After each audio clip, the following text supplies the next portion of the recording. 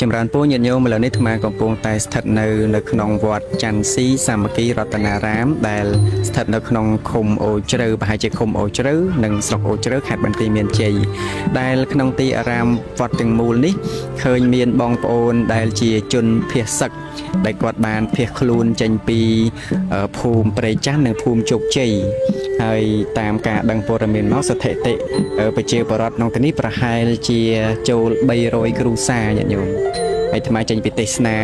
ពីមង្គលការគេមកភ្លាមក៏ឈៀងចូលមកហើយអាត្មាបានទៅខាងភូមិជោគជ័យនិងភូមិព្រៃចាន់ដែរក៏ប៉ុន្តែឃើញថាស្ថានភាពក៏ស្ងប់ស្ងាត់ប្រជាពលរដ្ឋផ្ទះខ្លះត្រូវបានបិទសោតែម្ដងហើយឃើញការស្នាក់នៅរបស់ពួកគាត់នឹងឃើញគាត់មានការសម្រាប់នៅនឹងតង់ញាតិញោម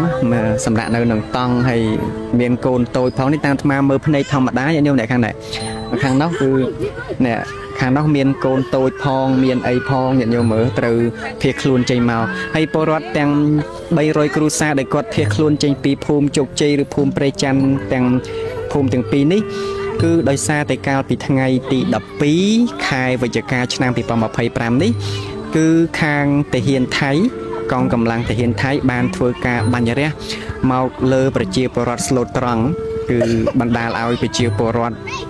ចំនួន1នាក់ត្រូវបាត់បង់ជីវិតហើយចំនួន3នាក់ទៀតត្រូវសម្រាប់ព្យាបាលនៅឯមន្ទីរពេទ្យនៅឯខាងខេត្តបន្ទាយមានជ័យនេះគឺជាសោកនាដកម្មមួយដែលគួរឲ្យសោកស្ដាយ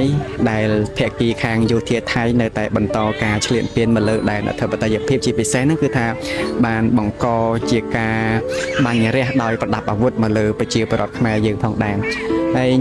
អាត្មាក៏មានបំណងថានឹង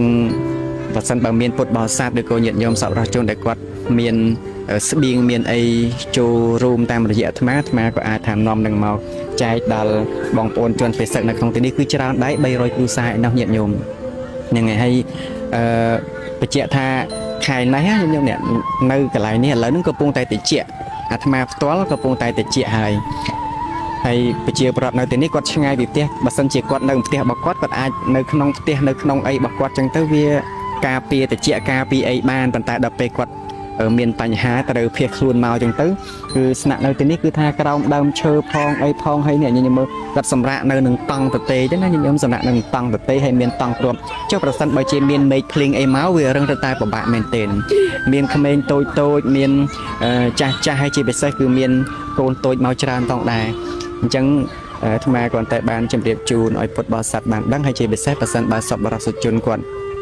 ចង់មកផ្ទាល់ក៏បានឬក៏ចង់ចូលរួមជាមួយអាត្មាក៏បានជាស្បៀងជាអីនេះសម្រាប់មកជូនពួកគាត់តែម្ដងបងអញ្ចឹងអរគុណច្រើនញាតិញោមចម្រើនពរលាបង